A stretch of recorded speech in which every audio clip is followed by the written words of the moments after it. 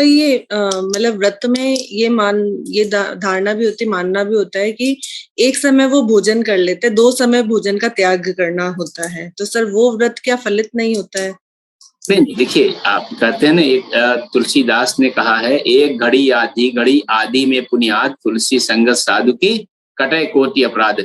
एक घड़ी का मतलब 24 मिनट, एक घड़ी आधी घड़ी 12 मिनट हुआ, आधी में पूरी 6 मिनट हुआ। 6 मिनट के लिए अगर आप साधु के साथ बैठ गए तो करोड़ों अपराध मिट जाते हैं। तो आप जितनी देर का व्रत रखते हैं उतनी देर ही अच्छा है, ठीक है ना। आप ये भी कर सकते हैं, मतलब बहुत लोग करते हैं 12 घंटे का व्रत रहेंगे, मतलब कि शाम 8 बजे से सुबह 8 बजे तक जो है कुछ नहीं खाएंगे, उसका भी फल मिलता है। 16 घंटे अगर आपने रख लिया वो भी फल मिलता है, ठीक है ना। तो जितना आप रखते हैं उतना अच्छा होता है। लेकिन एक जो भारतीय धारणा है कि सूर्योदय से सूर्योदय रखना चाहिए।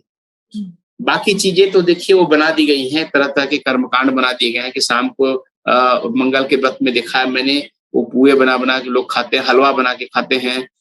संडे को पता नहीं गोल कुछ और खाते हैं, पता नहीं क्या क्या तरह तरह के व्रतों में कुछ कुछ खाते रहते हैं। लेकिन व्रत का मतलब है, उपवास का मतलब है कि आप जो है सूर्योदय से सूर्योदय तक का रखिए, यही उपवास सबसे अच्छा होता है। अगले सूर्योदय जब हो जाए तब उस दिन जो भी ग्रहण करना, जल ग्रहण करना, जो भी ग्रहण करना उसमें कीजिए। और कोशिश कीजिए, फलाहार मानव का स्वाभाविक आहार है। और सबसे बड़ा जो उपवास जो सबको करना चाहिए, कोई भी धर्म का हो, किसी भी राष्ट्र का हो, जब आपके नवरात्रि पड़े, दोनों नवरात्रियां व्रत सबको करना चाहिए, क्योंकि उसका वैज्ञानिक आधार है। क्योंकि वह क्या होता है कि जब 2 राशि परिवर्तन होती है तब वो नवरात्रि आती है, ऊर्जा का त्योहार है। 9 न्यूमरोलॉजी जो आपने पढ़ा होगा, अंक शास्त्र आपने पढ़ा होगा कि 9 जो है शक्ति का नंबर है, एनर्जी का नंबर है, मंगल का नंबर है, ठीक है ना। तो 9 दिन लिए गए, इसीलिए 15 ले सकते थे, 12 ले सकते थे, 10 ले सकते थे, कौन मना करता।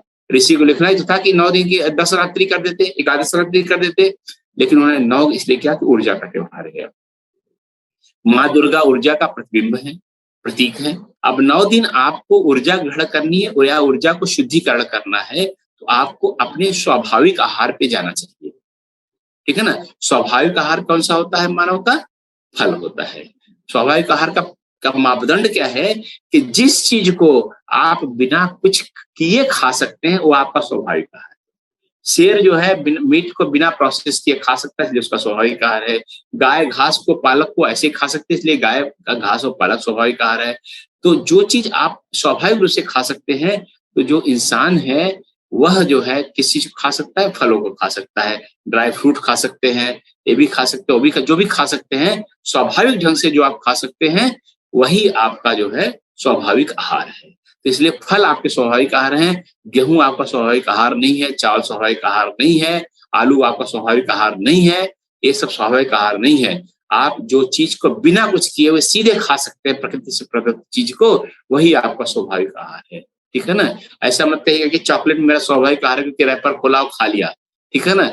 ऐसा नहीं, चॉकलेट प्रोसेस किया और प्रकृति से आया नहीं है। तो मापदंड ये है कि जो प्रकृति से आई स्थिति में है और उसको सीधे खा सकते हैं, वह आपका स्वाभाविक आहार है। मानव होने के नाते, मानव होने के नाते आपको नवरात्रि में केवल और केवल फल खा करके रहना चाहिए, ठीक है ना।